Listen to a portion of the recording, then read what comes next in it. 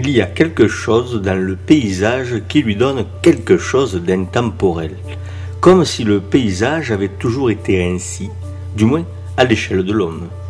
Il est vrai que le relief que l'on peut observer, ici ou ailleurs, est le même depuis des millénaires. Les Gallo-Romains qui circulaient dans la vallée, il y a 2000 ans, alors que le chantier de l'aqueduc de Nîmes battait son plein, voyaient les mêmes courbes, les mêmes mamelons, les mêmes pics.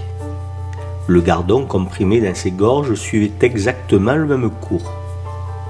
Ce qui était différent, là, c'était le couvert végétal. Le fond de la vallée que traversait une rivière qui n'avait pas encore été domestiquée.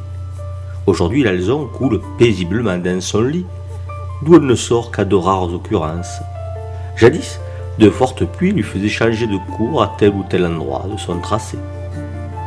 Cela générait un paysage changeant. Le fond de la vallée était composé d'une végétation plus hygrophile qu'aujourd'hui. Aujourd'hui, celle-ci est cantonnée aux abords de la rivière.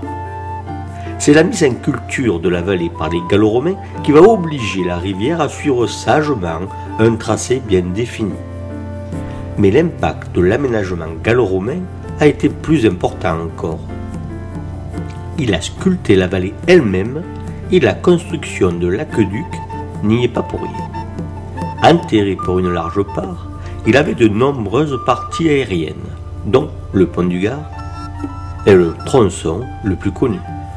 Mais sous le village de Saint-Maximin, près d'Uzès, à quelques kilomètres de la source d'Eure, où l'aqueduc captait l'eau, le paysage a été redessiné.